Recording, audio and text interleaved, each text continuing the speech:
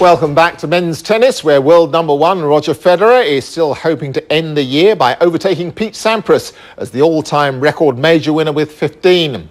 To do that, he needs to win the year's 3 remaining slams, as he surprisingly relinquished the Aussie Open title in January, leaving himself stuck on 12. Despite that semi-final loss in Melbourne, however, Federer remains upbeat about his prospects for the season. But as he told our Pedro Pinto, losing down under certainly didn't feel too good. Obviously disappointing, I was hoping to do better, at least being in the finals or, try to defend, but I came up a bit short, I was feeling a bit sick and tired before the tournament, so maybe that I paid the price later on for that, but Djokovic definitely played a very good match against me in the semis, and I couldn't really lift my game when I had to, and it cost me the match. So I was disappointed, at the very beginning. But then after that, I've had vacation. Now I've gotten over it, and now I'm looking forward to the rest of the season. But considering the success you have and how used you are to winning titles, and especially the big titles, does it come as a shock first, thinking, wait a minute, I just lost, and it was before the final, and I'm not going away with the trophy? Well, losing any time in a tournament is not fun, if it's a first round or a finals sometimes can be more tough because you have to go through the ceremony and you see the other guy holding the trophy. The shock for me came, the moment when you make the forehand error, let's say, and you're like, so wait a minute, so I won't get a chance to hit another ball now, it's just over, I'm going to shake hands and go into the locker room and pack my bags and leave the place. Has the Australian Open made you hungrier for the rest of the year? Well, not really. It's not like I now really want to win every tournament. It's anyway from the beginning of the season. I have high hopes to do well, and it's the Olympic year, so it's a big year.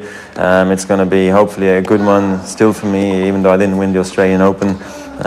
Still could be my first French Open, could be my 6th Wimbledon, could be my first Olympics, my 5th US Open. So I'm really going for many, many records, and it would be nice just to actually get one of them. So we'll see what happens.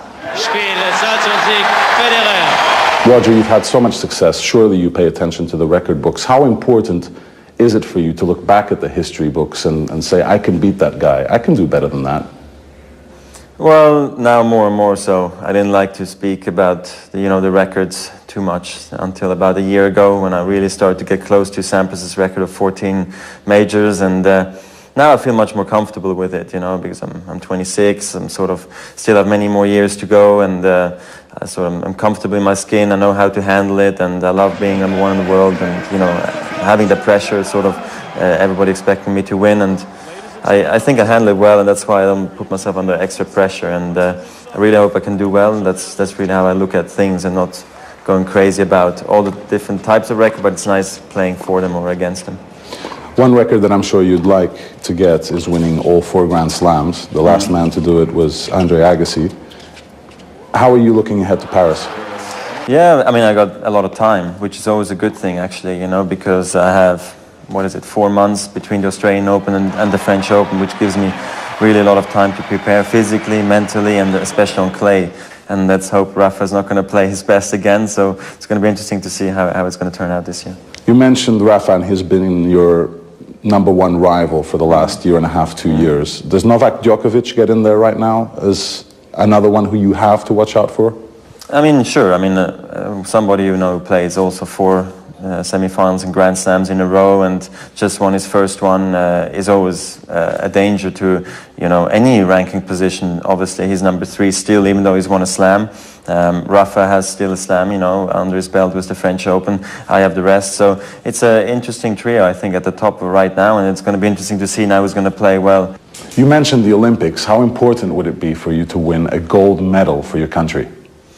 Yeah, I think any medal is fine, but obviously you aim for gold, in being in my position. It's always been a dream for me to actually be part of the Olympic Games. So, for me, being able to carry the flag in Athens, 4 years ago was already an incredible honor, and, then always getting there is nice. It's only every 4 years. It's not something we, the tennis players, are used to, having to wait for so long. That's why the excitement is so much bigger. Having a look at your record, it's been over 4 years now that you've been world number one. What do you attribute that consistency to? I think mental toughness. I think I've been very fit as well. I've been not injured. I think that's definitely key to success, because if I'm injured maybe for 3 months, you're going to lose your number one position, you know. So I've been very, very solid all the way through. I think I've handled the change very well, you know, being number 2 in the world, then becoming number 1, and then actually staying there. It's a totally different ball game, really, because there's so much more pressure on you, awareness, everybody listens to what you say, and sometimes it tends to get a little bit much. You know, you have red carpet, sponsors, media. It tends to get a little much for you know, a person, but I think I handled it well, and I always said if I become number 1 in the world, I'm going to actually start to work harder. And that's exactly what happened, and I think it paid off, and I'm still here today, so it's just great. You're talking about the attention you get. How hard is it to keep your discipline? Because you really don't hear about Roger Federer stumbling out of a club at 7 a.m. You don't hear about Roger Federer crashing a luxury car. You don't hear about controversial events surrounding you. How tough is it to stay on the right path and resist the temptations you must have many times? Well, I mean, coming out of a nightclub later on at night is not something which is the worst thing in the world. You know, you should also have fun, but it's something I don't do so much, to be honest. You know, I hardly ever go out because I mean, I'm too tired at 2 in the morning or 3 in the morning, so I'd rather have a relaxing night out with my friends, you know, and, you know, just talk and, you know, have nice dinners and stuff. But it's something I'm not really mad about anyway, you know, controversial stuff. You know, I leave that up to other people if they want it. I'm really not the type of guy. I'd rather be a role model for kids, and, you know, for myself, it's anyway the person I am, and I'm not going to go out there just to cause controversial to be in the media, you know, and I think that's the way to do it for me anyway. People give me a lot of compliments, which is very nice, but that's not why I do it. I do it because it's me and I'm genuine, so we'll see how it goes in the future, but I really hope I can stay out of trouble.